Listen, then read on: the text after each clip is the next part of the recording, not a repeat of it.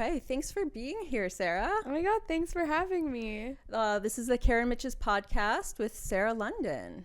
Hi.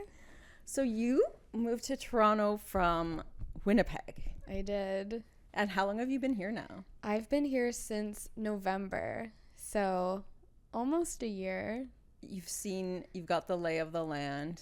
I've seen the winter, the spring, the summer time. Yeah, I think the winter that won't end and then the summer that's too humid is basically what you need to know about us. Mm-hmm. Yeah, it was kind of deceptive. Everyone was like, the weather's going to be so much better here. And I'm like, no, it's bad but different. Bad but different. Yeah, because I guess Winnipeg's sort of notorious for like brutal winter. Yeah, brutal winter, but there's sun. Oh. And to me, that's really important. Yeah. It's like it was gloomy here all winter. Which I feel like it's not usually as bad as it was. But yeah, when the winters are dark, that's brutal. Yeah. It's the worst thing. It was so bad. I flew home for a month to get some sun. Oh my God. That's true. That's really bad, right? I know. When people escape to Winnipeg to avoid your I'm like, weather. This is embarrassing for all of you. I went home to minus 40 to get some sun. Oh, no. So I didn't kill myself.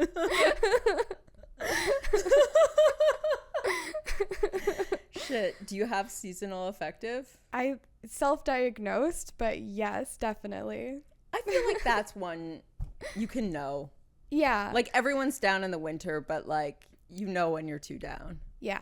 And it is truly every time it rains, I'm sad. Yeah. Yeah. Shit. Yeah. Okay, do fairer skinned people have more seasonal affective? Oh, maybe. But also, I don't know. I do, and I'm very pale. I'm one of the palest girls in the world. You won an award for it once. I won an award.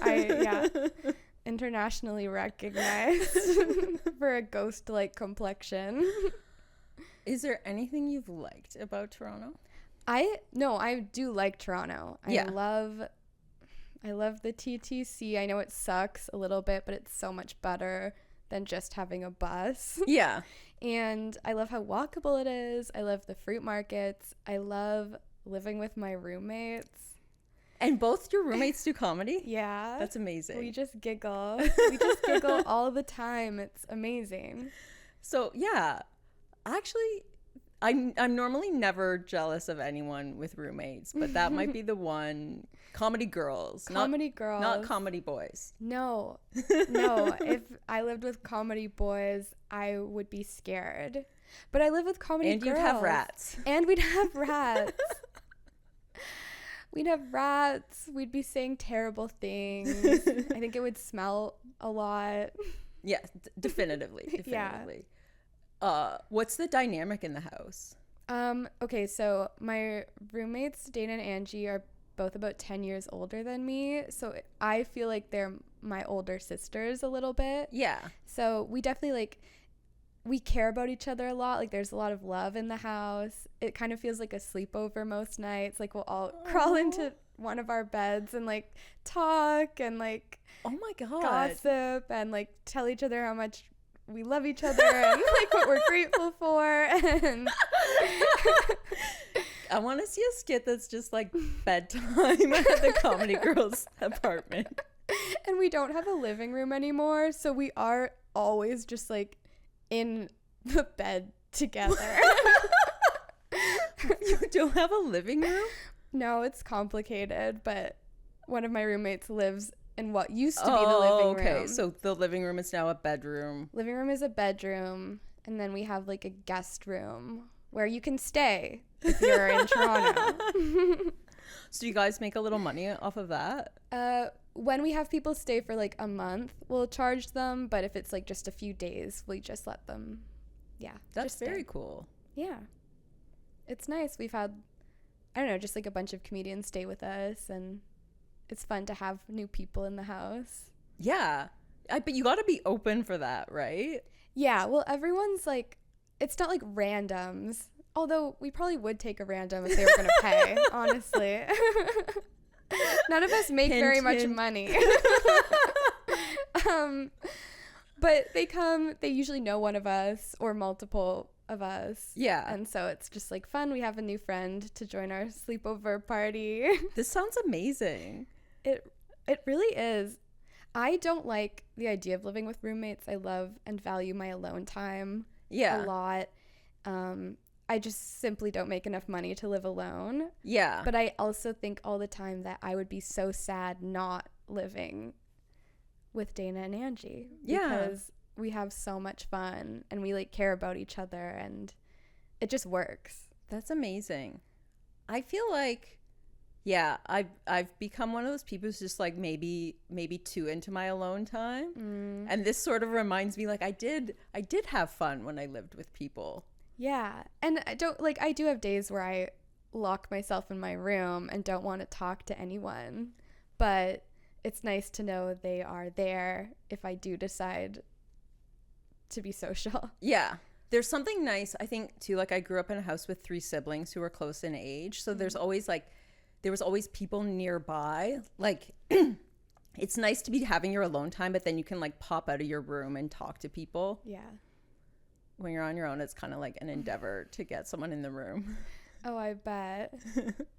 I've only lived alone before, like for small amounts of time.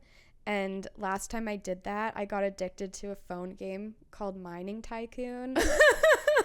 And then I like wouldn't leave the house until like 2 p.m. because I'd be really busy playing Mining Tycoon. So in this game, you are a mining tycoon? Yeah, so you have mines. I had like ruby mines, coal mines, gold mines, and I was just obsessed with them. Is this like a Canadian game? It's like an internationally available iPhone game. I guess you can mine in any part of the world.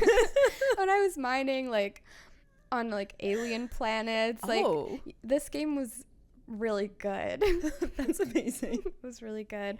But it was like that whole thing where I'm like, oh, if I'm completely alone, I don't know if there's something in me that's like keeping myself from leaving. Yeah. Like I trap myself.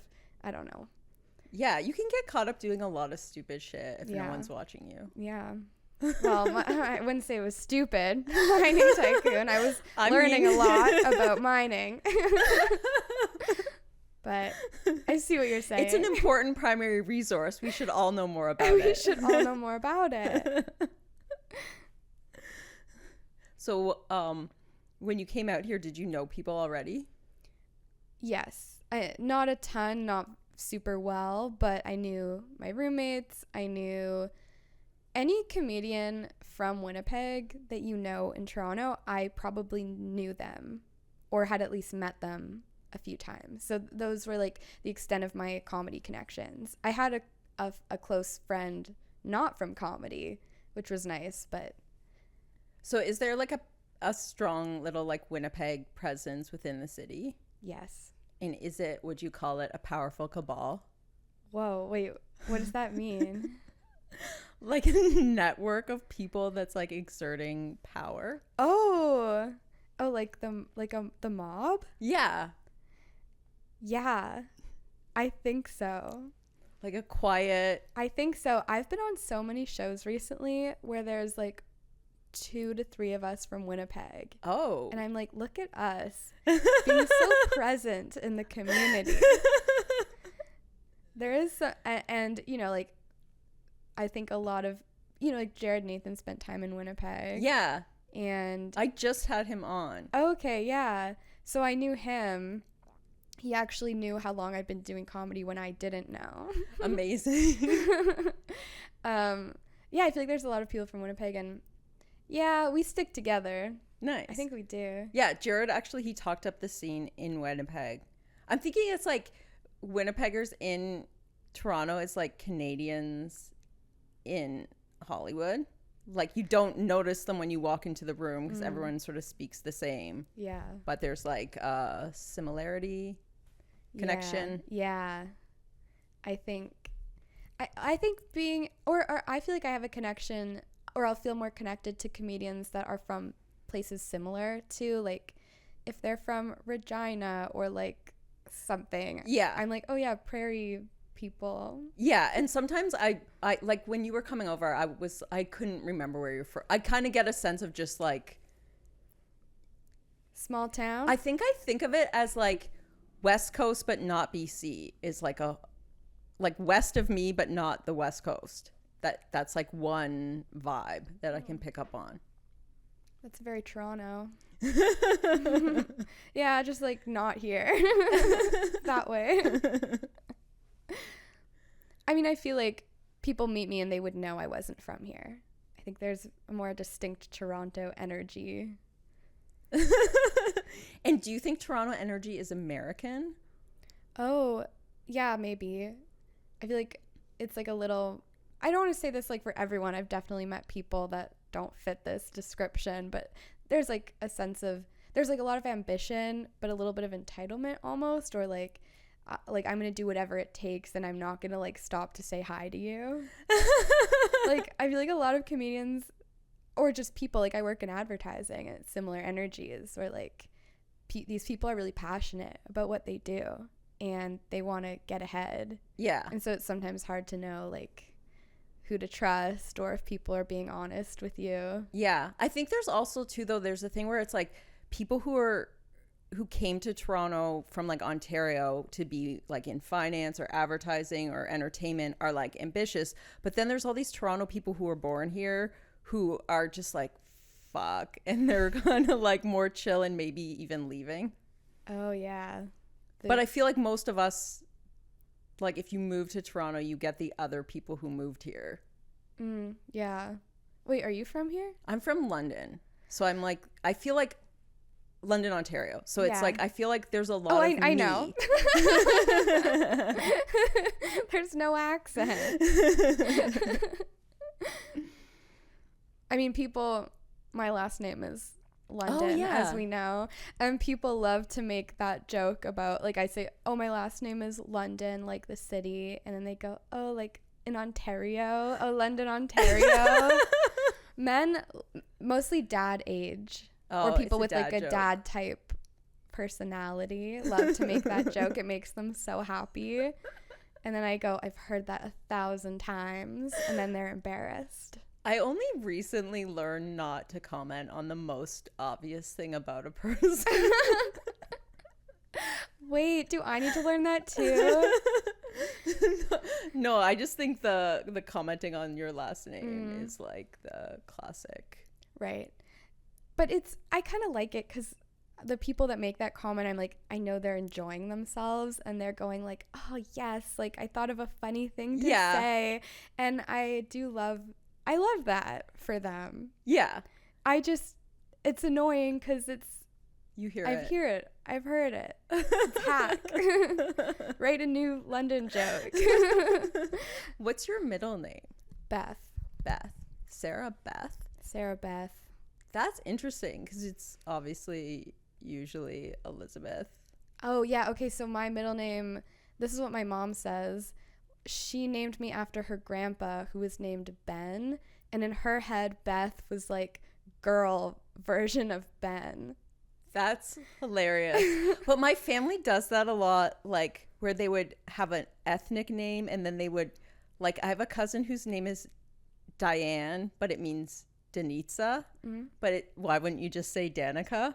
Oh, yeah. Like they never go properly over. So you're like, I'm named after my aunt whose name is Catherine. And she was named after someone like an aunt back in Greece who was Katerina. But it's just like, that's all the same name. Oh, yeah. No, I'm Sarah. And my mom was like, oh, I named you after like just people in our family whose names also started with an S.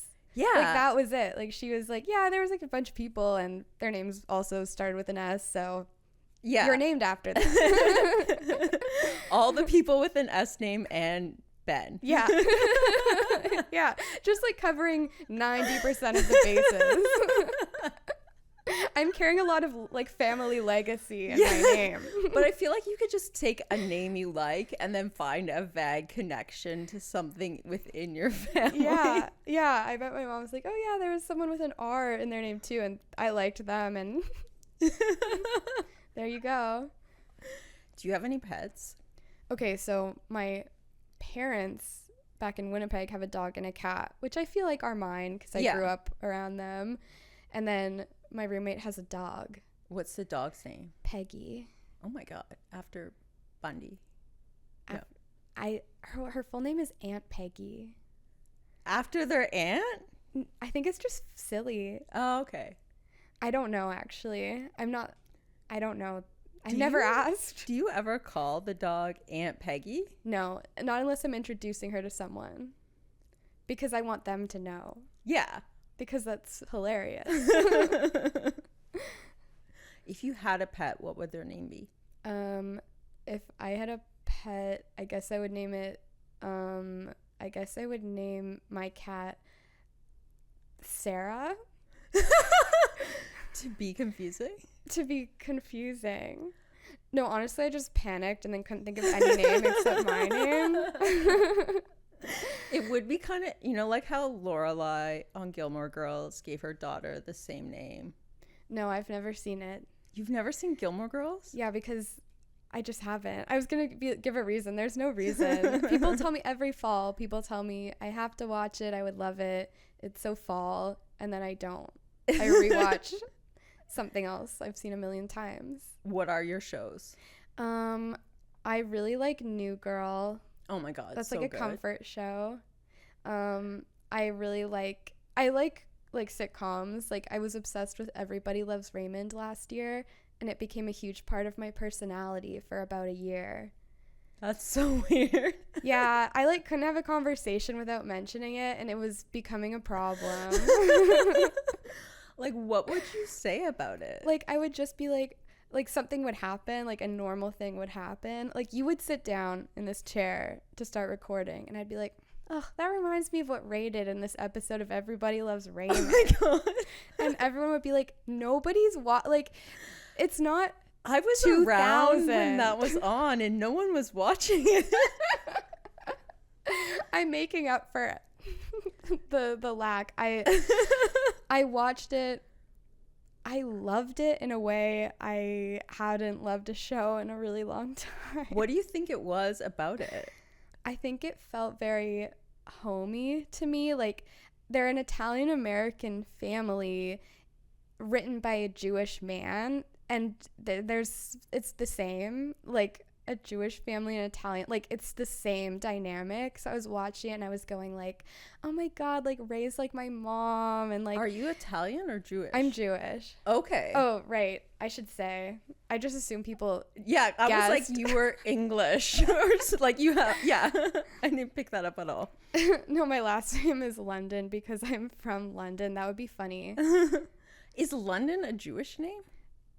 Yeah, but it was like chopped off. Like it used to be a more ethnic sounding name, but then when people moved over to North America, it like got condensed to just London. Oh, okay. So this is common and people know it. Yeah, I actually didn't know it was common until I did a roast battle a few years ago, and the guy who was roasting me was like, oh, I found out your name's really like a popular Jewish name. And I was like, oh, good to know.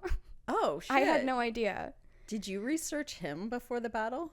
Oh, yeah, I do whenever I've done roast battles, I do a lot of research. I actually one time got on a call unknowingly with one of the comics' girlfriends for work. Like for work, I was connected with this girl and I was like talking to her and I was like, wait, we know you're dating the comic I'm roasting. And then she was like, I was like, can I message you on LinkedIn? And she was like, yeah. And so she sent me like a bunch of information about it. Oh my God. That's amazing. It was incredible. It's a dream. Did you destroy him? Oh yeah. Okay, I need roast battle tips, but wait, I want to go back for a second. So you like Everybody Loves Raymond because it's like I love Everybody Loves Raymond vibe of your family. Yeah, like I watch it and I see my mom and my dad in the characters. and I just like it. I don't know. Yeah, no, I think that's a great explanation. Are people in your family funny in general? Oh yeah, my dad is really funny. My mom is funny too, and they're both funny on purpose, but also by accident, just because of who they are. Yeah. So, and yeah, like my grandparents are funny, some by accident, some on purpose. Does anyone do stand-up? No. But I once asked my Zeta what he thought my dad was going to do. Like when he was younger, I was like, what did he think he was going to grow up to be? And he said a comedian, which my dad says that's not true, that he'd never said that before. But I was like, that's cool. Yeah. So when you started doing stand-up, no one was surprised? No, people were very surprised. Oh, okay. Because I'm very quiet and... well, no, that's it. I'm kind of a quiet girl, and I used to do theater, but the idea, I think, like, people were shocked when I told them that I was doing stand-up. They were like, you get on stage and like, no one could believe it. There's also, I think, a vibe too that comedians are mean. Mm-hmm. So if you have because you have a very sweet vibe, so it's just like, but how would you be mean to everybody and make fun of everyone? I know. I have like a very gentle demeanor. I'm very I think a kind, open person, but I can be really mean. I can, but I deliver it like this, and which makes it worse or better. Yeah, it's definitely like a fun persona, right? I have a lot of fun playing with it on stage, and it's like, I find a lot of women have this where it's like no one's gotten big doing their thing yet. Mm-hmm. So there's that. Yeah. Whereas a lot of people, they're being completely genuine to themselves, but they just happen to vibe like Bill Burr or Jerry Seinfeld, because it's like there's so many male personalities out there. Well, I do get a lot of people that compare me to Esther Pavitsky. The household name. Oh. Esther Pavitsky. Sorry, I haven't heard her before. Okay, she's semi-popular. Is she young? She's like in her mid-30s, but she's small and kind of, we have similar voices. Like we're similarly small in how we present ourselves, but we don't talk about the same kind of stuff. Like the jokes are different, but the vibe is the same. Okay, so when I introduced you at my show, I compared you to a cartoon mouse, and then I was like, was that rude? No. Did I make you feel weird? No, we're at a comedy show. The thing that I thought was weird is I was like, if you're gonna introduce me as a cartoon mouse, you have to introduce everyone else as something too. Okay. So I was just like, oh, I guess I'm special. I'm special. I get a little cartoon mouse comparison. You are special. I don't think a lot of people remind me of a cartoon. Okay, yeah. I mean, that's kind of flattering, I guess, because have you heard this thing where it's like, I don't know if this is going to be a generational difference, but a lot of girls my age, we get crushes on boys that look like cartoon characters. Have you heard that? I haven't thought about this. It's they'll be this guy looks like that guy from Fleshed Away, who's just this kind of goofy looking guy, or people will be like, oh, Shrek was really hot. I met someone that looked like Shrek. So to me, I'm kind of cool. Who's a cartoon that you've had a real life person that you had a crush on? My first crush ever was on Peter Pan. Oh, so you actually had a crush on the cartoon character? Yeah. That's a good one, though. He was cute. Yeah, because he was cute. He had he was a leader, a real leader. A rebel, confident. Yeah. Okay, wait, have you ever had a Tinkerbell comparison? No. Because that's another one that suits you. I love really that. Well. Oh my God, thank you. Yeah, I die if people don't give me attention to that. Yeah, actually, that works on multiple levels. That's so good. I was explaining to someone yesterday about that like drive to do comedy, and how you kind of need to have this like deep, or like just like a passion for it, because it's so hard, and because so much of it is like rejection, or like it sucks a lot of the time. Like going to a mic and spending 3 hours there to bomb your 3 minutes, like that's doesn't feel good. But it's like having that passion, and it's like very similar, I guess, to like Tinkerbell's whole identity being wrapped up in like needing people to believe in her. But I believe in myself. That's amazing. So. I don't know how to explain it. I feel like there's so many people that I think are funny, but they'll never do it. And it's like, it is, you have to like the rush you get when you're on stage, and like need it and want it again and again. Yeah, it's like when people often will say, I could never do it, I'm too scared, and then I tell them I'm scared too. Like before I go on stage, I'm so scared, and I don't really want to do it, but then the minute I get up there, it's like it's scary, but you do it anyway. A lot of comedians have anxiety disorders, like autism, like all kinds of things that make that like a not easy thing to do. It's actually kind of crazy when you think about it. Like, most of us shouldn't be able to do it. It's like one of the most vulnerable things you can do. And we're all so, like, I don't want to be like broken, but like sensitive. We're very sensitive, and the fact that we put ourselves in that position willingly is interesting. It feels like the people who shouldn't be doing it. It's like when you meet people who are really funny naturally, but they're like, oh, I don't want to, or I don't care. And like they want to tell a funny story at a party because they like making people laugh, and they're having fun with their friends, and then they're fine. Then they just go along with their healthy life. And I'm like, don't you want to be on stage? Don't you want to get paid $15 to do that on a stage? I also remember being in my 30s, and I was having a conversation with a bunch of women of sort of like things we had aged out of, and all my friends had aged out of a fantasy they'd had of like being famous.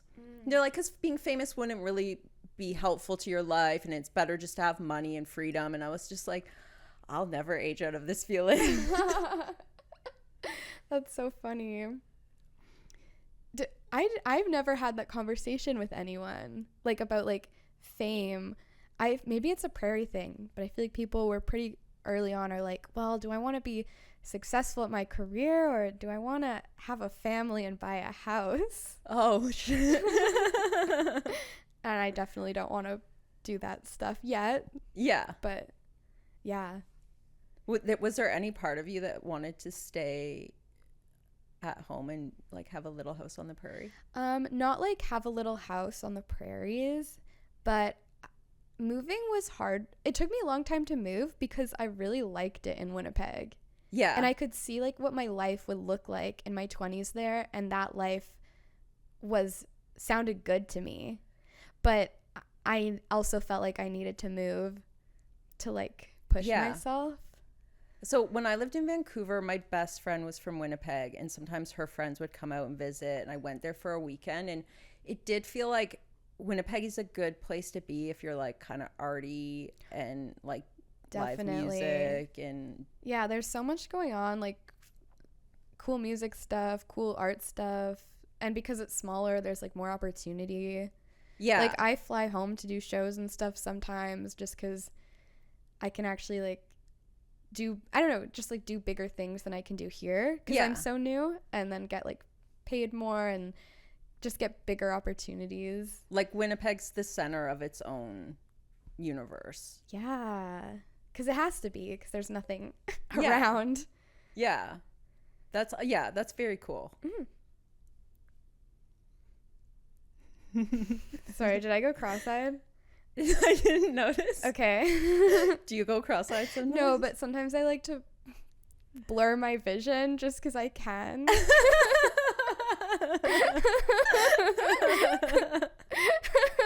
I'm feeling too comfortable. You have to ask me a question. Do you want like a Barbara Walters style interrogation? Okay. What are you doing here? Here in your house? No, you mean here in life. Broader purpose. I think I'm here to have fun and hang out with my friends. To what end?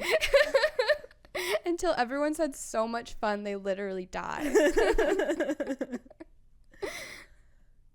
That's a fair. I like it. I think that's what life is about. That's been a big realization for me in my mid-20s, is that life is just about having fun with your friends. I feel like that might be like the opposite conclusion some people come to. Do you think? Yeah, some people get really, maybe not 20s, but because I feel like everyone, yeah. But sometimes people get really serious as they get older. I guess maybe that will happen soon. No. I feel like you might be able to avoid it. I think so too. I'm just like living. Like, you seem like you've already kind of like transitioned from Winnipeg to Toronto pretty easily, which sounds like promising and like, I don't know, just getting the comedy thing off the ground. Yeah, I feel like I have. I feel like very lucky that I knew people here and that I had come up in Winnipeg. So I felt like pretty developed as an artist. Can I call it art? Yes. Like getting here. So I was like, oh, I know what my voice is. How many years into it are you? Okay. I'm not sure. We have to call Jared Nathan. He knows. Because I feel like we were talking and I was like, oh, it's been like 5 years. And he was like, no, it's been like at least 7 years. So I don't know, maybe 6 or 7, but that feels too long. But he would have known you when he was out there. Because he knew me when he was, in Winnipeg. Okay. And he remembers. And I don't. It's like COVID ruined my 20s, so I don't really know. I can't like count years properly anymore. How old were you when COVID hit? I was 22. Were you still in university? Yeah. Did it fucked up your last year? Yeah, I ended up it took me like 2 more years than expected to finish school because shit. I was so bad at online school. Fuck. It was really hard. Yeah.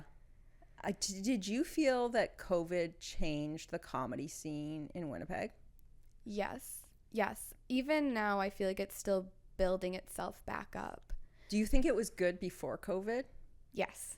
Okay. Oh, yes. Because this is a thing, like a lot of people in Toronto that I talked to who were here before COVID, and I wasn't, but people will tell me like it was kind of shitty. And there was like some toxicity in the Toronto scene that got washed out by COVID. I've heard that too.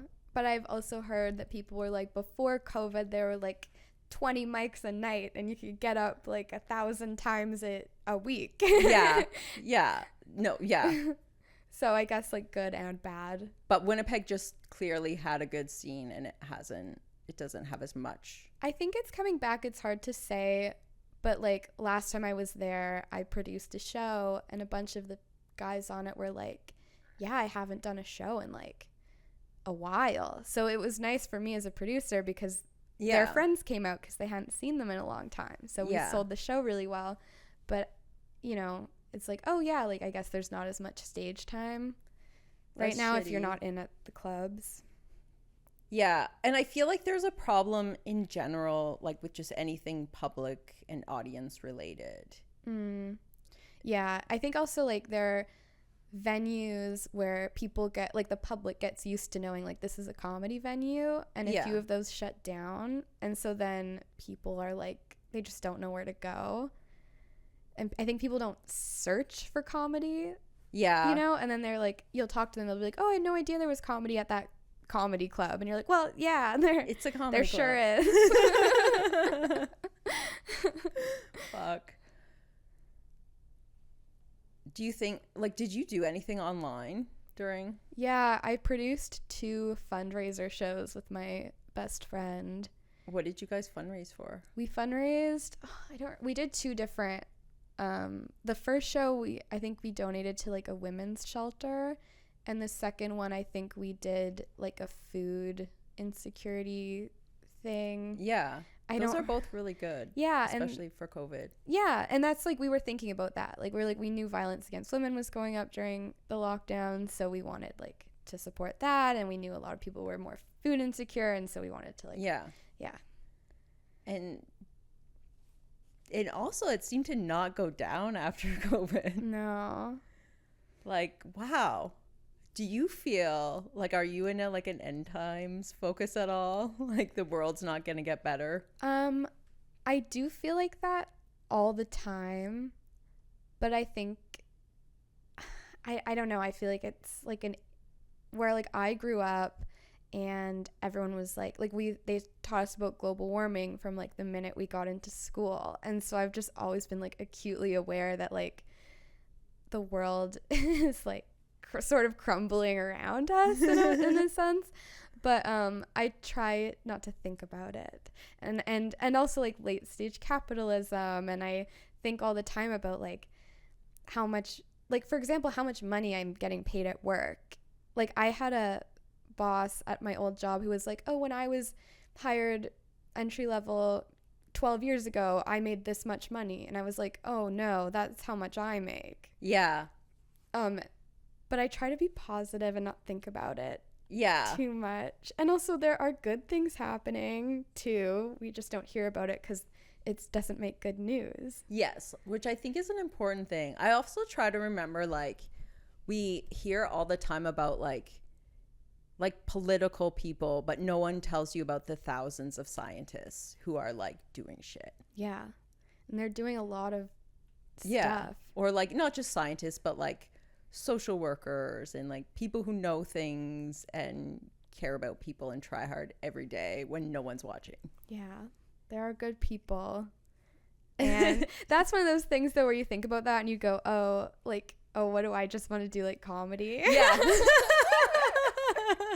Can I do comedy for like orphan polar bears? I don't know. I feel like there is a need for people to like just see themselves. So it doesn't even matter like if your art has like a deep meaning, if it's just you sort of like, this is all the silly shit I thought about this morning. Like there's people who want that just to see somebody like them goofing. That's so true. That's one of my favorite and least favorite comments to get after a show is when I'll get this like shy, anxious 20-something-year-old woman will come up to me and she'll be like, I really liked your set. Like I felt like you're just like me. And then part of me is like, oh, thank you, like that's so sweet. And then part of me is like, I'm kind of doing an act. Like it's kind of like not, I don't know, I have mixed feelings about it because I do love that. Yeah. And I love to read art, read books, and see things where I see myself. But then I think, wait, I'm having an existential crisis. I think I'm myself on stage basically. It's just a little heightened for comedic effect. Like one of the things that was hard for me, like, because I started to perform and I saw myself on camera, and I guess I sort of knew my voice was higher than I think it is, but I hadn't spent a lot of time seeing myself recorded. So I didn't really know what my vibe was, and I was a little off put. Like I thought I was like more assertive and aggressive. Like I might have thought I was more like Tina Fey or like other women that have more like a substantial presence. And then I was like, oh, I'm like softer and then I was like, it ties into like feeling like I didn't get a lot of authority, like opportunities for authority in my career. And like sometimes when I say things, people, they might listen to me. A lot of people respect that I'm intelligent, but it's like in a weird way or like, and then I was like, it kind of got me to like grapple with just being like how I'm perceived in the world and being like, but I'm also like very more than this. That's interesting because I had sort of an opposite thing where like people used to always tell me like, oh, you're so like bubbly and outgoing, and so I thought of myself as having like a really big personality and like being like a large presence. And then it was only in the last couple years that I was like, having conversations with friends or even moving here, because when I move here and I meet new people, they tell me how they're perceiving me. Like they can reflect back to me with words who I am to them. Yeah. And everyone was like, oh, you're so like gentle and quiet. And I was like, wait, I'm quiet, but I am. Yeah. And on stage, I think for a while I was like, oh, this is a character. This is not me. This is a character. And then I realized like I just didn't understand how I was coming across. Like in my head, I'm always being really bubbly and really like big, but I'm not. People are always like, oh, you're so calm, like you're so like chill, and I'm like, that's crazy. That's not what's happening in my head. Yeah. I felt like it was like the big, like the Chihuahua who thinks it's like a giant dog, but it's just like a little yappy guy. Like that was me. I was like, I'm a giant dog. And everyone was like, no, you're like a little one. But I think I thought like I was like a bossy, like bitchy girl. Like, with, I don't know if that, I knew I wasn't bossy, but like maybe I felt that in me and compensated and like went the other way. But I was very shook. Because now I feel like one of the things that was fun about it was like, I think I could say anything. And people will let me. Yeah, I feel that too. And nobody, like, you hear all the time in comedy, like, people are feeling inhibited and they're mad because people got mad at them. And I'm like, well, no one's mad at me. I feel the exact same way. And it's because we're both kind of like that. And it's a gift. Because you can say anything. And people go, they either don't really clock it fully, or they go, yeah, okay. Or they just laugh like they think you're joking. And usually I'm joking, but sometimes I'm not joking. Yes. Like when you're like, yeah, that was what you just said was stupid. And people go, and I'm like,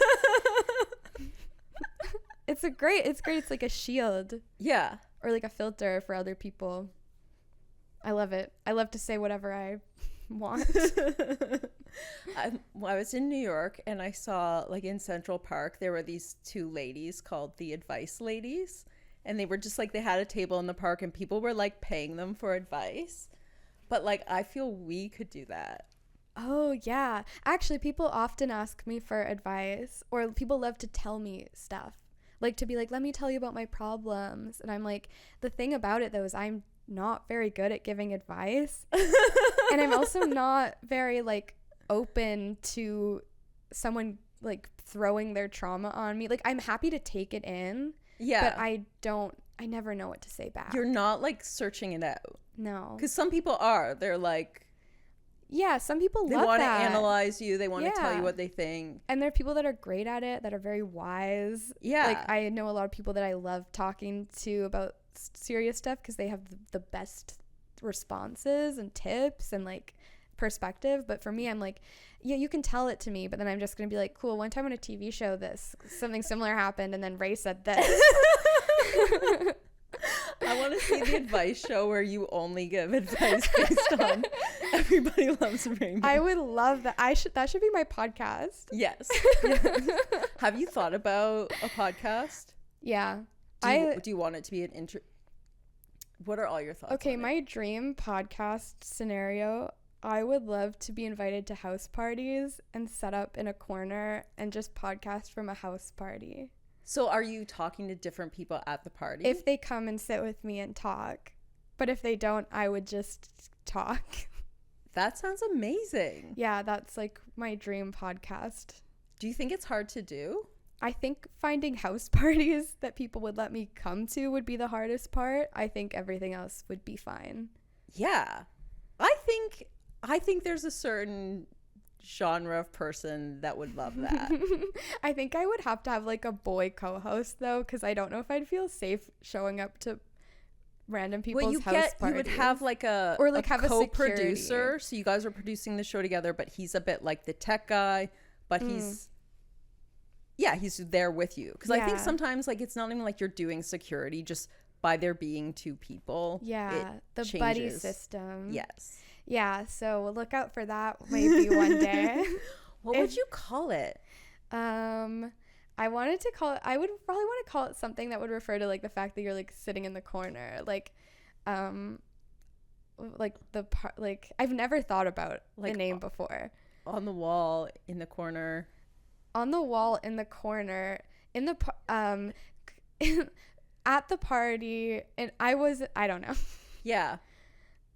Stuck in the in the corner at a party. You're in the corner at a party with Sarah London. That works. Like, think about how Tiny Desk blew up, and that was just like, yeah, it doesn't even make sense. It doesn't. And some of my favorite, well, not favorite, but I love those podcasts, like Podcast But Outside is a podcast I used to really love. And what's it called? It's called Podcast But Outside. Oh. And so they set up on the street, and just whoever sits down they'll talk to. Oh. And I really like that, because I think regular people have much more interesting, like they have interesting things to say. Yeah. And I think especially in like a house party setting, sometimes people want to escape the party. Like, I love escaping. I love parties. Yeah. But I also need time alone. So like I used to go into the room that all the coats were in and like watch an episode of TV on my phone. Like, I used to do stuff like that. Yeah. And so I was like, oh, it'd be cool if you were like set up in a corner, and then if people were tired of the party, they could just come sit with you. See, for me, I always end up at a party and then I get heavily involved with one person, and we just get into like, but that's kind of the same thing. Like, I'm just going to go over in the corner with Sarah and just have like an intense conversation about Everybody Loves Raymond or whatever topic you get onto. Yeah. And I think, and then I would probably ask people to leave after a certain amount of time. That's something I really love. I feel like at parties, that's the only scenario where you can be talking to someone, not be fully enjoying it, and that you can just walk away, like without saying anything. That's another thing that I think is a benefit of our personality type, is I'll just be like in a conversation I don't like, and then I'll just walk away. And they just think it's funny. They're like, oh, it's so quirky that she left. Like, not rude. Silly. That actually inspires me, because I'm always lying when I leave. I'm like pretending to go to the bathroom and not coming back. You can even just like look. People will think you want to get a new drink or you have to pee. Like, say nothing and just leave. People will project positivity onto that. I think they won't assume the worst. Yeah. They'll assume the best, or the normal. They'll assume you're leaving for a normal reason. This is like a very good party trick. Do you have more? Okay, yeah. Other party tricks other than leaving a conversation whenever you want. What if I want to talk to a boy, but he's talking to other people? Oh, I'm scared of boys, so. But I feel like if you stand there, you know, when you stand in a circle and you wait for someone to be like, oh, we're being rude, come in. I feel like you just do that. And then you blow them away with how funny you are. And avoid eye contact with the guy that you like. Do you do that thing where like you're trying not to be obvious, but then it's like you pay more attention to like everyone and are nicer to everyone except like one person? Yes. I get so scared for no reason that I'm like, he can't know I like him. So like you end up fixating and fully flirting with the other guy because you're more comfortable. Yeah. Because you don't care. Like, I went to a concert on Friday. We were dancing in the front the whole time. The lead singer was so hot and like dreamy. And he looked at me in the eyes one time and I couldn't handle it. And I fully had to turn around. And I spent the rest of the time looking at the bass player who I thought was kind of, I just wasn't in, I was like, he's ugly to me. Like, he's not for me. But I was like, I feel so much more comfortable locking eyes with him than the hot like front guy. Yeah, I need to work on that if I want a boyfriend this fall. Yeah, it's gonna be a hot girl fall. It's gonna be hot girl fall. Are you dating? But it's gonna be, let's have it be like a timid girl fall where we try to just direct our energy onto the guys we actually like. Cartoon mouse girl fall. Okay, because mice in real life skitter away. Yeah. But mice in cartoons, they're fierce. They're fierce and they lock eyes with the cuties. What is your dream guy? Someone okay, this is hard to say because I'm trying to be really open to different types of men because I've only historically dated sad, artsy guys, and that's never gone very well. Yeah.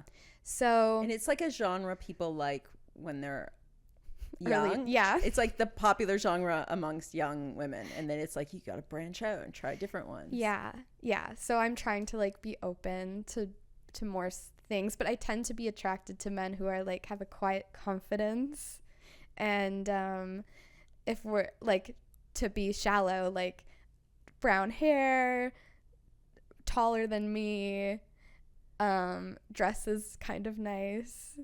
Who's your favorite celebrity man? Non-cartoon And not Raymond. That's really hard. Is it Raymond? No, he was kind of annoying.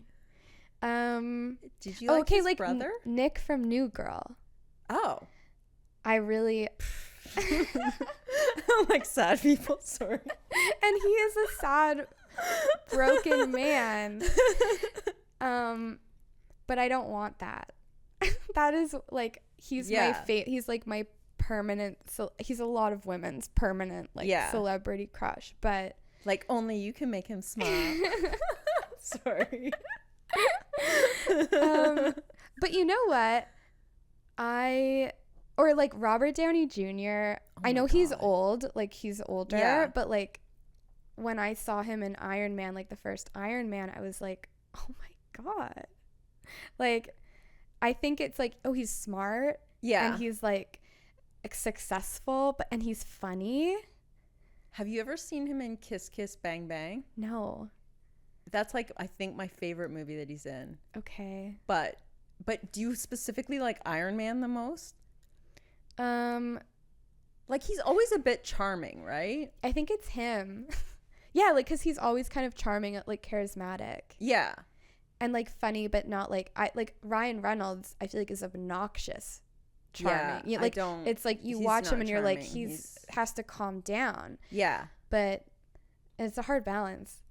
I think one time like I saw Robert Downey Jr. and he just mentioned Sarah Jessica Parker, and when he said her name, I was just like, oh my god.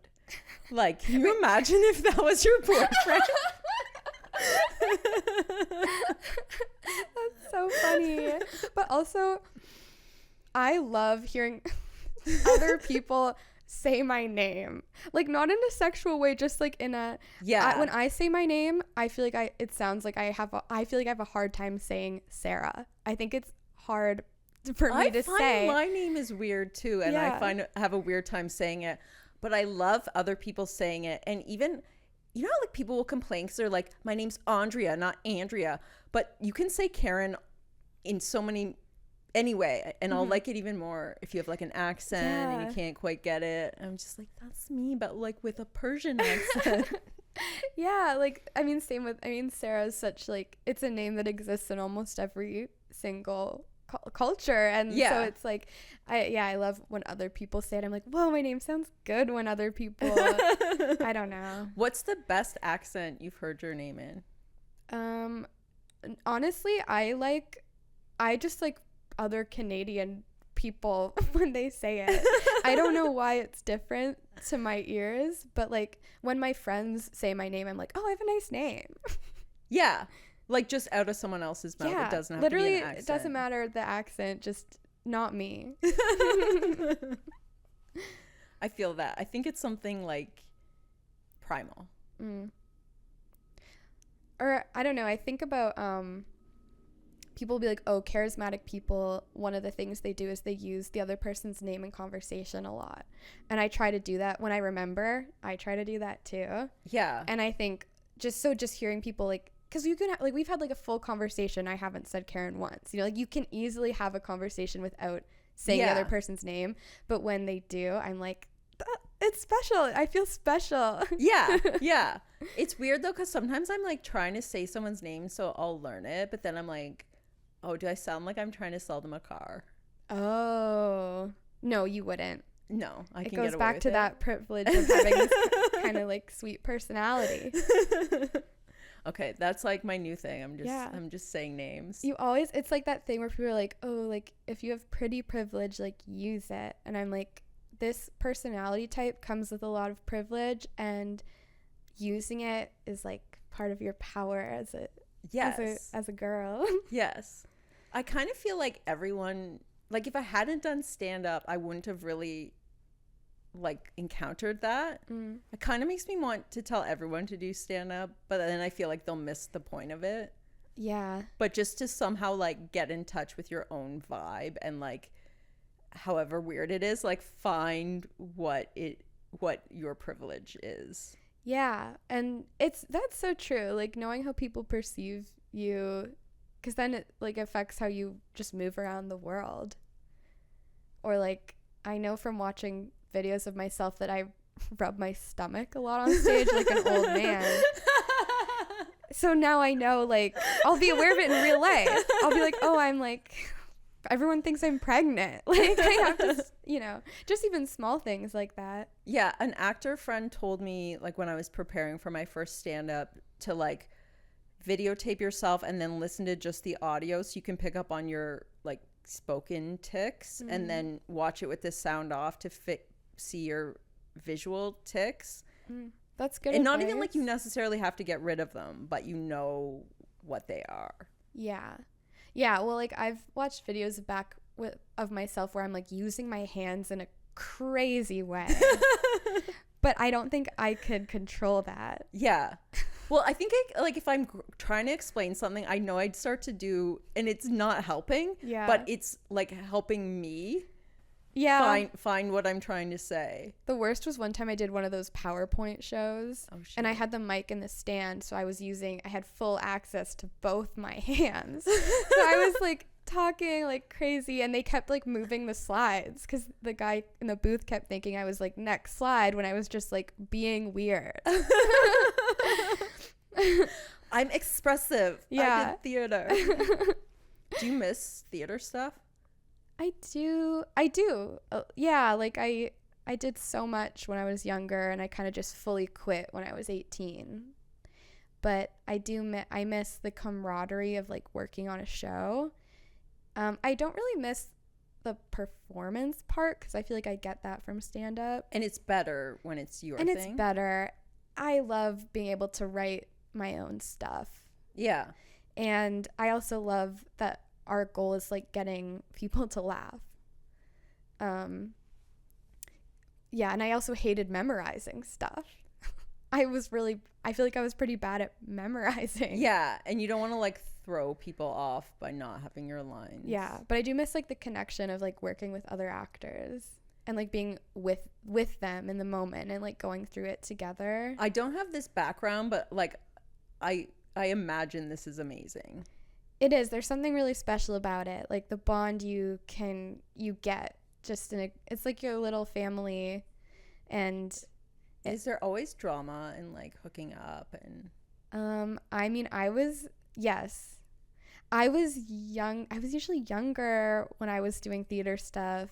And I was a kid and I was a teenager. So yeah. Like, I personally wasn't getting involved in that stuff, but it's always happening.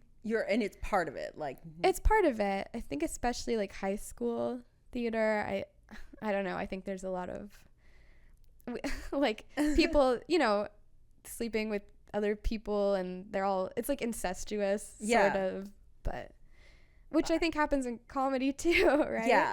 Yeah. I really like the kind of the drama within comedy, like within the scene, like all the different personalities and well, it's like you don't realize how much you crave drama until you're in a situation where there's none. Yeah. Like at work for a while there was no drama, and we were all just like, can someone make something up? Like we need to gossip. My work is very like, I've been there for 8 years. There's sometimes somebody leaves, there's so little drama. And I don't want it there, so I love it. It was kind of like I quit partying, and then I had this gap of time where no one was dramatic in my life, and then I started comedy, and now I have like all these characters having so many problems, and it's wonderful. It's great. I feel like I'm still new enough to the scene that I don't, like, I'll hear bits of stuff, but I don't know the full stories of most things. So I'm almost like, it's like, I'm like, no, give me more. Like, I need to know. I gotta, well, this is what, like, part of this party thing and the podcasting, if you do a couple comedy parties, you could be getting, I guess people are going to say it on the podcast. No. But yeah, well, that's why I was like, I wanted to go to regular people's parties.